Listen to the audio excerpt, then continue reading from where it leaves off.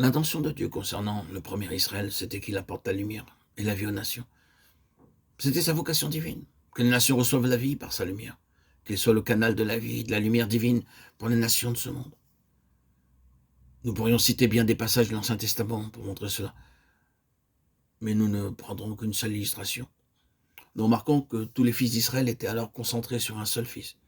Naturellement, lorsque nous parlons d'Israël, nous pensons à Jacob. Ce fils, c'était Joseph. Sans lui, toute la nation aurait péri, non seulement les fils et les familles de Jacob, mais toute l'Égypte aussi. En un sens, tous auraient péri. Les voies étranges et souveraines de Dieu à l'égard de Joseph l'amenèrent par la mort et la résurrection au trône. Ensuite, ses frères descendirent en Égypte et il se fit connaître à eux. Ils se courbèrent devant lui dans une honte profonde, s'humilièrent et cherchèrent à s'excuser. Ils étaient de pauvres hommes, malheureux et misérables. Mais que dit Joseph? Ne vous affligez pas et n'ayez pas de regret de ce que vous m'avez vendu pour être conduit ici, car c'est pour vous conserver la vie que Dieu m'a envoyé devant vous. Genèse 45, 5. La vie et la lumière ont été données non seulement à toutes les familles de Jacob, mais à l'Égypte, au monde, par Joseph. Il était le représentant de tous ses frères. Dieu avait fait cela de lui. Et il présente cette vérité que Dieu avait voulu pour tout l'ancien Israël, qu'il soit un ministre de vie et de lumière pour le monde tout entier. C'était la vocation d'Israël. Est-ce qu'il devait être dans l'ancienne dispensation?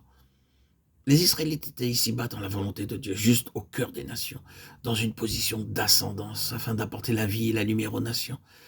La postérité d'Abraham était destinée à ce ministère. Mais elle fut infidèle à Dieu. Et au lieu d'accomplir sa vocation, elle l'a contredit.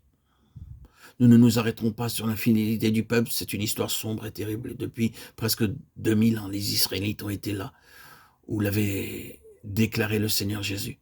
Les fils du royaume seront jetés dans les ténèbres du royaume. C'est là qu'il y aura des pleurs et des grincements dedans. Matthieu 8, 12. C'est l'histoire de l'Israël terrestre, en tant que nation, durant tous ces siècles derniers.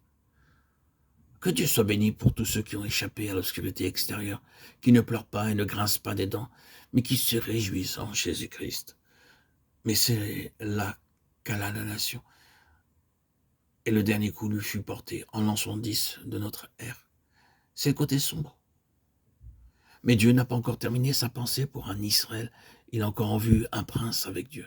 Car c'est la signification de ce nom Israël. Cet Israël spirituel céleste auquel vous et moi nous appartenons est appelé à cette vocation de Joseph.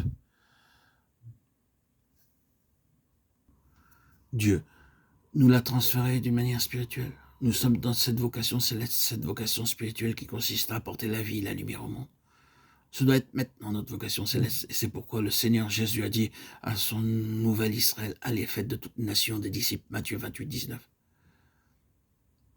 Commencez à Jérusalem, en Samarie, dans toute la Judée, jusqu'aux extrémités du monde, et partout où vous êtes, votre vocation céleste vous appelle à apporter la lumière et la vie d'en haut.